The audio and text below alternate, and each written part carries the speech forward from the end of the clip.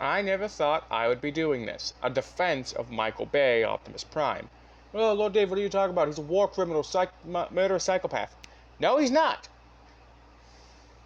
Optimus Prime in the Michael Bay movies, all 5 live-action Michael Bay movies, has reasonings for all of his kills and the way he acts. In the first movie, he doesn't act like he does in the rest of the movies.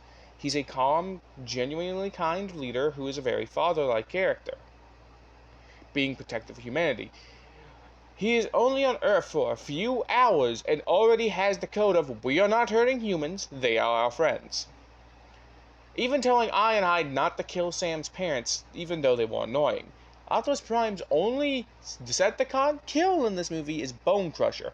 And Bone Crusher, first off, smashed through a bus full of humans, killing them.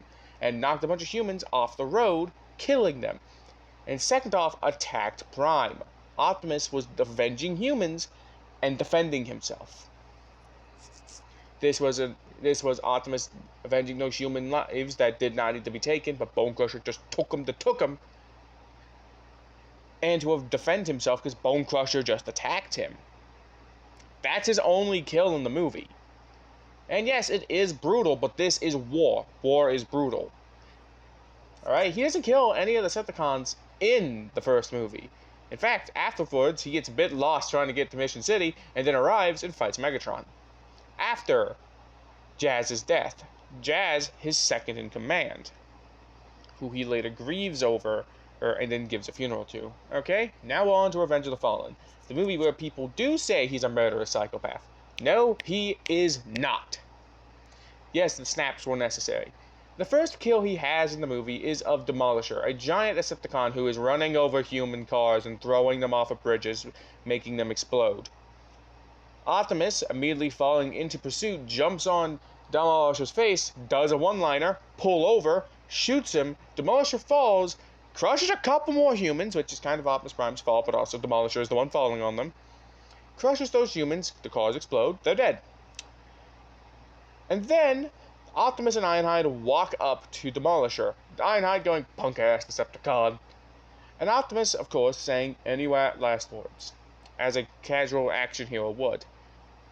Now, Optimus, people keep saying, "Oh, he could have taken him prisoner." This Decepticon just murdered several humans, the species Optimus has vowed to protect at this point.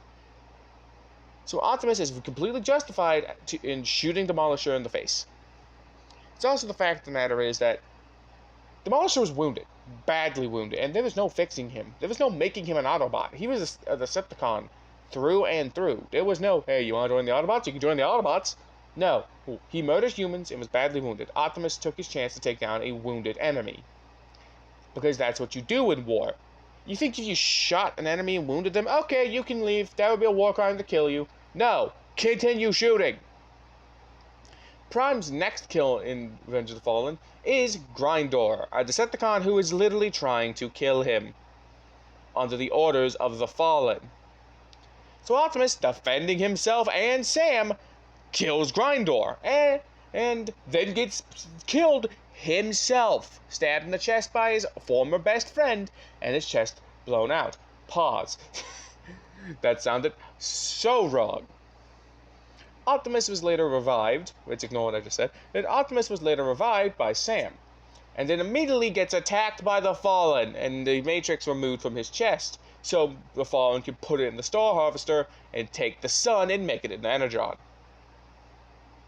Optimus gets the Jetfire upgrade from a bot he barely knows, but okay, and then goes after the man who killed him and the man who ordered his death.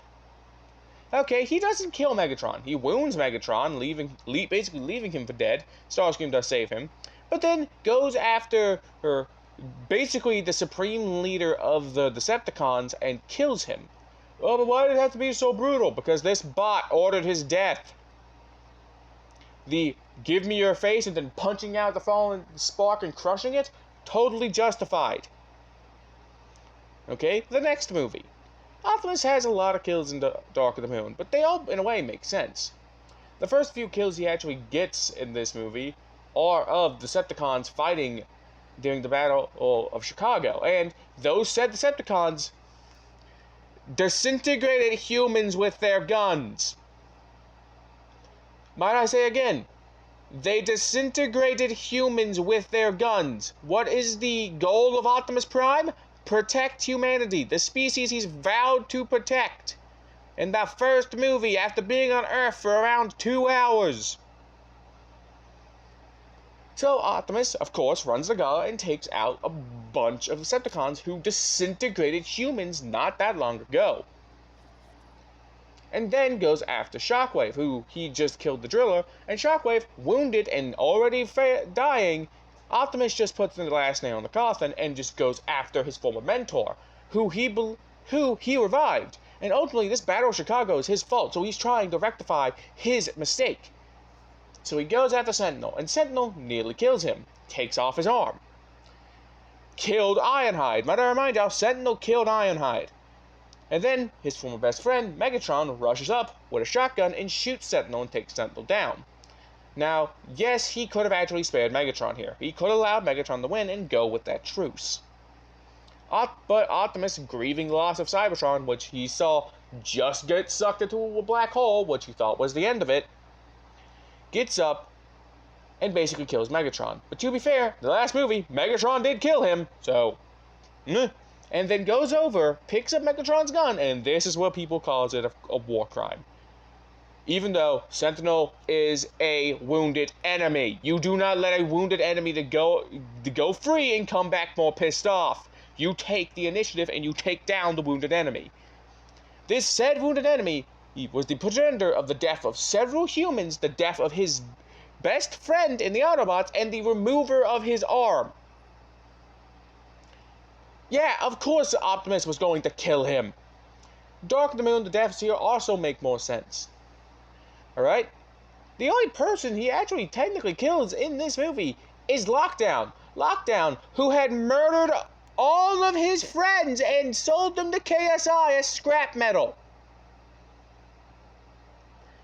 I think Lockdown deserved it. Don't you think Lockdown deserved it? Besides, this is war. You don't let the enemy go away. This isn't G1. This is an actual pseudo-realistic war.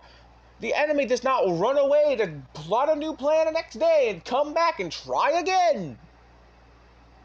That's not how this works, people. He kills Lockdown, cleaving him in half. He doesn't kill any KSI drones directly. He uses Lockdown's grenade, and the KSI drones get taken down. These fake Cybertronians made by humans. Galvatron, a revived version of his best friend, just pisses off. And then, in The Last Night, he's not in most of the movie. The only time he shows up is near the end. He fights Bumblebee as Nemesis Prime. He hears Bumblebee's voice, which makes sense, because no, he did not hear Bee's voice in 2007. That was still the radio. He hears Bee's actual voice, snaps him out of it, and then immediately goes, "Oh shit, what have I done? Oh god, I betrayed the only planet that the people allow me to call home. Oh god, oh fuck." And then immediately goes to rectify his mistake again. He goes off, fights Quintessa's army. He doesn't even get the killing blow on Quintessa. In fact, he cuts off Megatron's arm and kicks him out of exhaust port. I don't think he even dies. I think Megatron was meant to come back in the next movie, so Megatron ultimately survives that battle. A revived Megatron who goes, "We were brothers once," and Optimus goes, "Once." Seeing that he no longer sees Megatron as his brother, as his best friend. So what he does is defend himself against Megatron's attack, because Megatron had a Prime's own sword at his throat. The only bots he kills in this movie are the Infernicons, who are currently attacking him. Yeah, he attacked first, but they are also attacking humans, the species he vowed to protect in the first movie after only knowing 2 humans for about 2 hours.